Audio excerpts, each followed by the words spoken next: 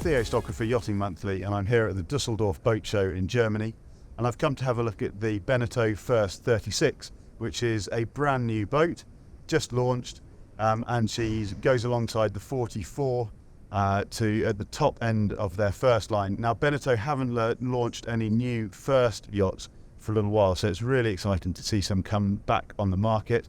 They've defined cruiser races for a long time. The First 36 definitely takes some inspiration from the French solo offshore racing scene. The company also produced the Beneteau Figaro 3, which is for single-handed racing in France, a really exciting circuit. And this boat has been designed by open class and IMOCA class expert Samuel Manoir. So it's really exciting to see what this boat will be able to do.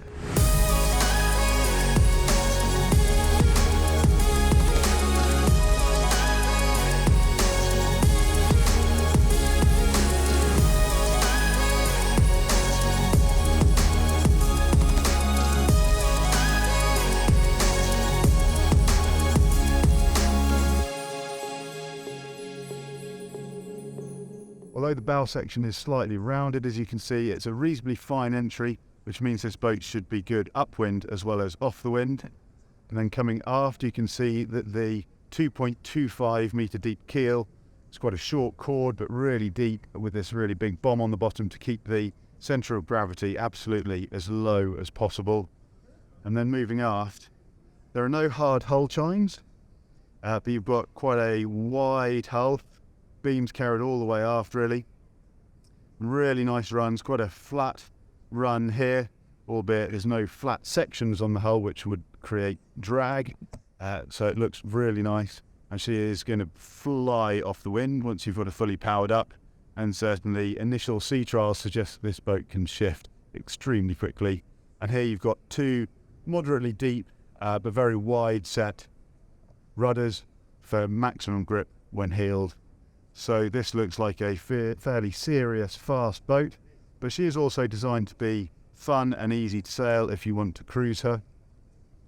So for somebody who likes their club racing, wants to do some short-handed offshore racing, and take their family for a week in the summer, this could be a really interesting boat.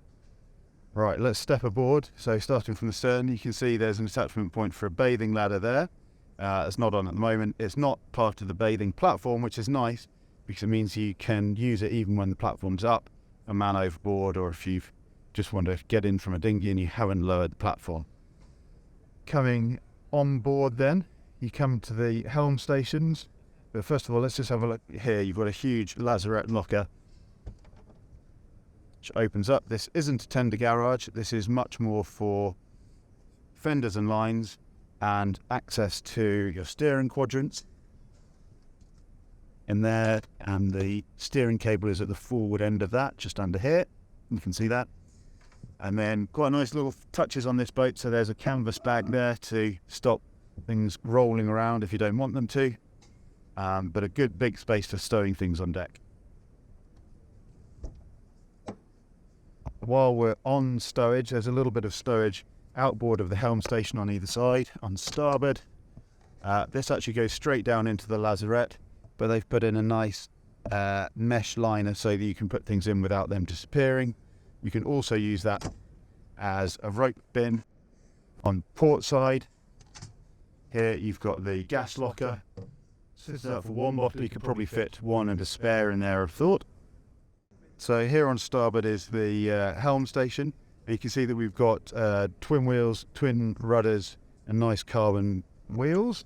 And you'll notice that the wheel actually comes really high up. It's higher than on a cruising yacht, and that's so that you can helm really securely standing up with good views forwards. And you've got good foot chocks here that you can brace against either standing or sitting. You've got a simple little carbon pod just in front of the helm on this really solid grab rail. So in the cockpit, this boat is in cruising mode at the moment, so you can see you've got nice deck cushions. And you've also got this little pod locker here, which serves as loads of deck storage. Here's the cushion. So that works as a rope bin in there. You can see you've got a canvas rope bin for when the pod's not there. but loads of extra stowage when you've got crew on board. And when it's not, you haven't got crew on board, on the starboard side it pops out. Amidships you've got this nice table with a gully in it for storing cups and bottles and things like that, sunglasses. It's semi-permanently rigged, 3 little screws there, and you can pop it out for racing, so you don't have to have it there, save the weight when you're sailing. And then forward on the coach roof here you can see all the lines are led aft, bank of 7 clutches on either side, 6 or 7 clutches on either side, and these really nice Harken Performer race winches to keep the weight down. Some of the tweaking lines, so this boat really is set up for racing and performance, albeit you can cruise it. That's the purchase for one of the jib tweaker lines. There's good ventilation, so these are hatches over the galley and aft cabins, and again you've got ventilation over the chart table and the starboard aft cabin. Yeah, it's up on here. And then beneath these you've got the rope bins for the halyards, so canvas bags there, wind channel bags as well, and a little bit more ventilation here down into the aft cabin. There's no stowage under those seats, which is where the deck pods come in. Right, let's head below. So you can see you've got straightforward washboards, but with an extra little panel here that hinges up to keep water on deck out from below, and a relatively short sliding hatch, which is good, keeps the deck nice and clear. And then we've got 3 steps, wooden steps, flat steps, down into the accommodation below. Now, I think this is one of the most exciting boats I've seen for accommodation. It might not be your taste, but I definitely like it. It's really original, really clean, and really functional, whilst feeling quite homely and comfortable as well. So as you come down the companionway steps, you are met immediately by this little island, which gives you something to hold on as soon as you've come down. I think that's brilliant, and then you can pop this open and you've got a fridge in there. I'd imagine that you might have a laptop or some navigation equipment resting on there. Probably this is just a really good place. It'll probably get covered in clobber, but it's quite nice to have somewhere that you can come and hold on straight away. And then to port of that, you can put a little infill in to extend your work surface area, or it's a walk through on both sides of the cabin here. So crew circulation, you can walk round ahead of it or behind it as well. So even if you're fully crewed, there's lots of space to move around. Outboard then on port side, you've got a small functional galley. So you've got a 2-burner hob, a single sink, and 3 drawers below it. It's all finished in either moulded lining or white lacquered wood finish. So pretty simple, straightforward. It means the boat feels really light and modern inside. It's probably not pan stowage under there. You've got your domestic water system there. But there's a really good big chopping board, which actually doubles as the infill. Here we go. There, that's your infill chopping board work surface area. It's a really nice touch. If you're racing, you'd probably leave that at home. If you're taking your family for a week's cruise, want that with you. Right, then you've got this is just it's a bin in there. So that's for rubbish, because the fridge is in the island centrally. Behind that, you've got sliding stowage. Nothing particularly fancy, but really useful. You've got a bin in there for utensils, whatever you want to put, and some bottle stowage with little cutouts. I think that's really sensible. And then above that, you've got bottom hinged lockers. Hooray! Bottom hinged lockers are so much better, because when you're at sea, if you open them, something slides, it's not going to crash onto the floor before you can see what's happening. So in there, you've got plates, cups, all the kinds of things you need. You might need something to stop them rattling a little bit, but there are plenty of things out there to do that. So all good there. Right, let's have a look forwards in the saloon. And here, similarly, we've got another island around the mast support. It's a deck stepped mast. And in here we've got stowage, all important bottle stowage. Even if you're racing, you need a bottle of wine or some beers. And then you've got a large fold out table on either side. So if you do have 6 or 8 crew, where you're in harbour and you want to do a bit of entertaining, you've got space for everyone to sit down. Unlike the First 44, this boat doesn't have water ballast, which keeps it simple. Means that you maybe want your crew sitting on the rail, so it is good to be able to feed a reasonable sized crew at the end of the day. And then under these straight settees on either side you have water tanks, so the boat's right in the middle of the boat where it needs to be, not under the berths at either end. And then behind the berths here, you've got a little bit of stowage. You've got some locker space, some space in there that just velcroed on. You could remove these seat backs to make the berths a little bit wider, and some lee cloths would keep it nice and secure. And I'd imagine if you were racing, you'd probably want to sleep in here. And then there's no lockers, but you've got a good big bin here. You could probably add some canvas pouches if you wanted to, or some little felt bags or something in there to keep things organised. And then coming after, you've got the chart table, and it's really nice to see a proper chart table on a boat. Even if you just use it for doing some emails, working remotely from home, it's nice to have somewhere to sit and work, but it is also big enough. Storage is a little bit limited. You're not going to fit a leisure folio of charts in there. I'm sure you could probably adapt it so you could, but it is big enough to do actual chart work on if you want to. And then behind that, you've got sliding stowage and another bin down here. Those doors lean forwards. It's a little bit annoying because you lose sort of surface area and things might be leaning against the doors, but I reckon I can live with that. And then behind here you've got electrics panel, electrics all in one place next to the chart table where you want it. That hinges down, and that is really neat, sensible wiring in there. Even got a little lithium battery. I don't know if that's backup power. So the electrics are all pretty accessible and fairly easily visible. So it's a popular boat to look around, so you can hear voices in the background. So I'm going to come aft into the port aft cabin. It's double aft cabins.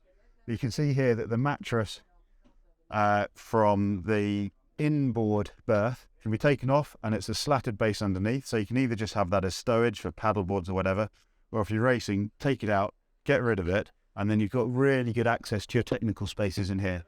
So there you've got a 30 horsepower Yanmar with a cavernous space behind it as well, and absolutely first class access. You can get to the front of the engine from there. We'll have a look in a second.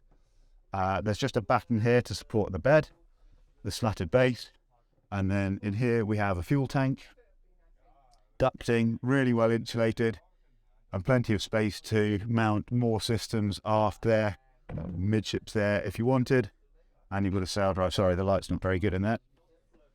Right, outboard here, a boat that comes ready with lee cloths is always good. It means it's for serious sailing.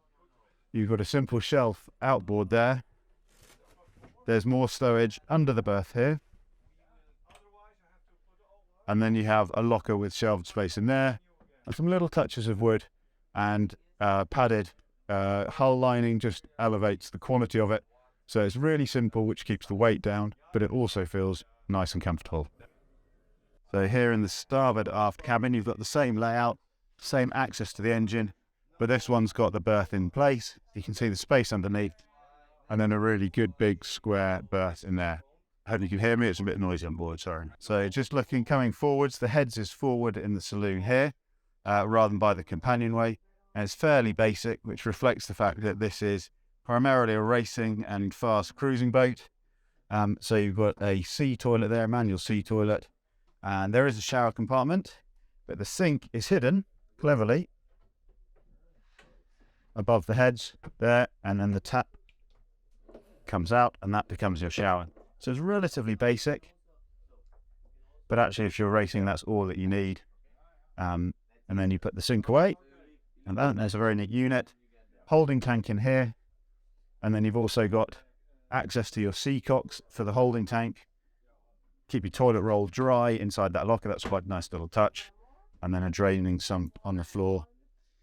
And that's right next to the forward cabin, and this is the owner's cabin in here.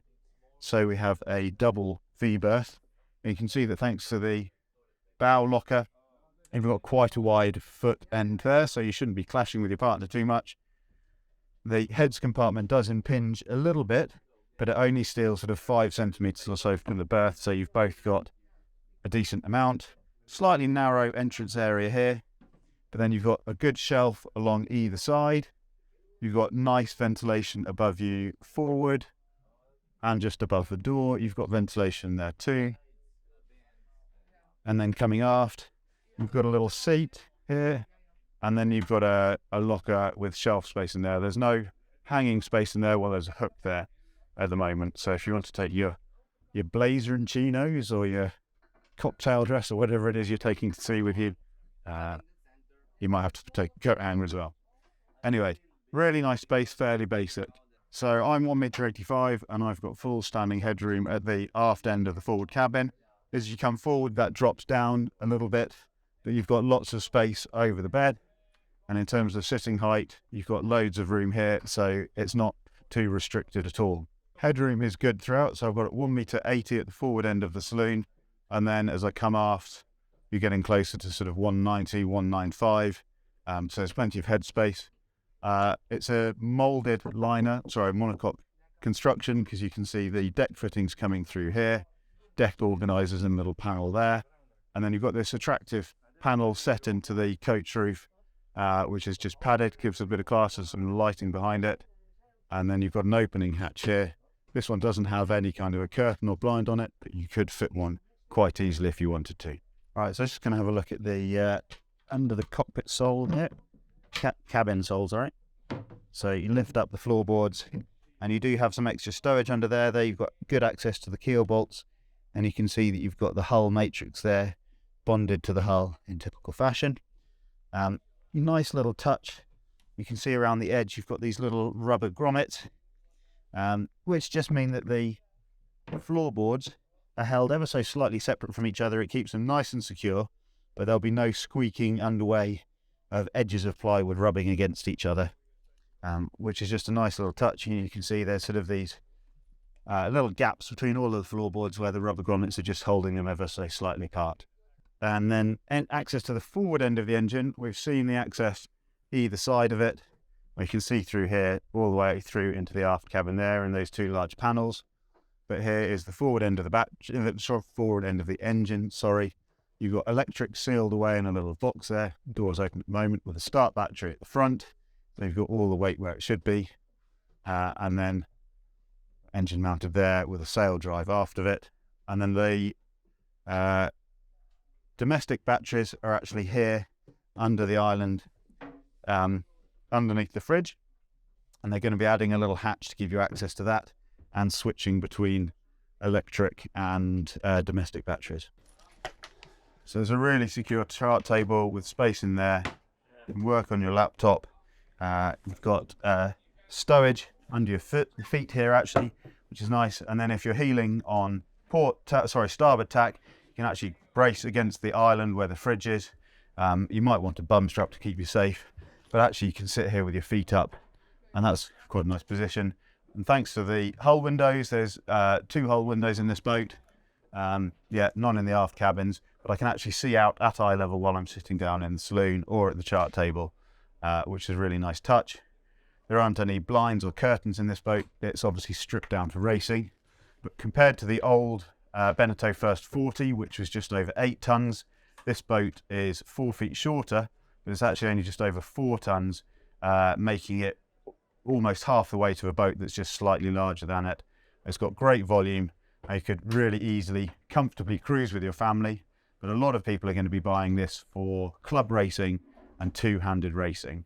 In terms of price, the Beneteau First 36 base price is about €285,000, and fully spec'd up like this boat is, as we've seen it today, with all the sails, etc., is just over €330,000, including VAT at 19%. Okay, so that is the Beneteau First 36. I hope you've enjoyed looking around as much as I have. I think this is a really exciting boat, and this looks like a really exciting direction for Beneteau as well. I think this boat will be a brilliant club racer. I think she'll be really fun for two-handed offshore. I think they've managed to keep her simple, which is nice for maintenance. I think they've managed to keep the weight down, so she's a really light boat, so she promises to be fast. And I love the finish that they've given her. It's simple and light, but it also feels quite nice quality, and it feels really well designed, functional, practical layout. That's quite different from most things on the market at the moment, but I think that originality has really paid off. So I think this is going to be an exciting boat, and I can't wait to give it a go on the water.